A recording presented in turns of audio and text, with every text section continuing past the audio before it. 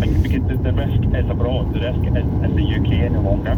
I think the risk is abroad, and I think given, just very briefly, the second point to make, given that we have actually invested in 5 different production sites in the UK to actually produce the vaccine ourselves. The doctor you had on earlier was wrong. We actually have invested as a country in 5 different, there's actually one in Livingston just down the road from where I live, and that's brand new. We never used to produce vaccines, and the UK has heavily invested in vaccination and vaccination capacity, and so there is greater capacity going online. India, for example, produced a huge amount of the AstraZeneca vaccine. We heard about the 100 million doses that they've actually got, and I think the other point, if I may, is that the UK has also said that the Oxford AstraZeneca vaccine is going to be given at cost. So we charge $2 per dose, and that was very firm by Boris Johnson and the UK government to say that we want to be altruistic to the world,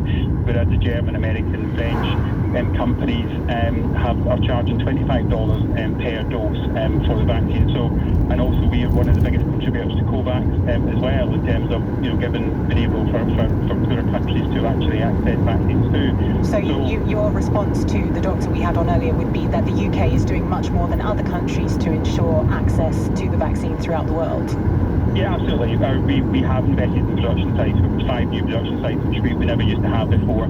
We're doing things at cost to help people, and we're giving more money than most other countries in terms of head of population to COVAX. So, I think it's now time that a lot of the other countries put their hands in their pockets, reduce the cost of the Pfizer jab and the Sofina jab and the Novavax jab and the Johnson & Johnson's jab, and make sure that we can get as many vaccines over to these countries as possible, because ultimately we need to base it on risk. The risk is that these other countries, because of their health systems, because of their socio-economic condition, there is a bigger risk that a variant will appear, which will... Do you think there's an argument to say that as well, that if we allow COVID to run riot in these other countries, it's also a bigger risk to the UK? Well, massively, because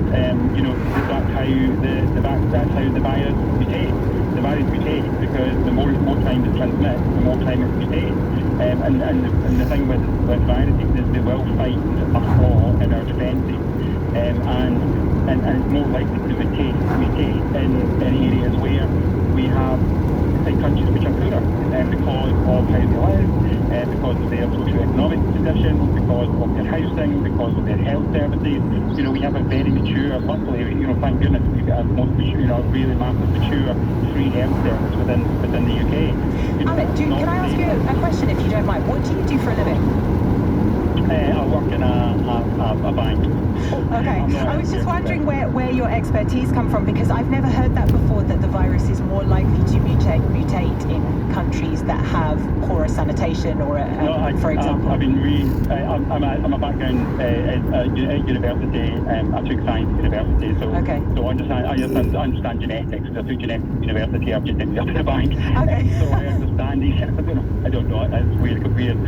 But so I understand genetics. I understand how viruses work. I understand how things move on, and because people are going to be in closer proximity, people are going to be passing the virus on to other people.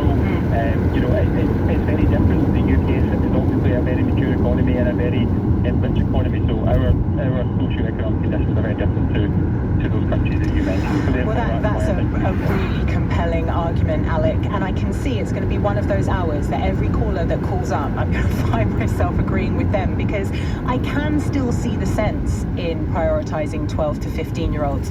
After the break, we'll be coming to Barrett, who is a new caller from Leeds. But in the meantime, Mark has texted on 84850 and said, Natasha, if you were a livestock farmer and were losing lives in your herd or flock, you'd move as quickly as you could to protect all of the animals before you started offering your cure to your neighbour.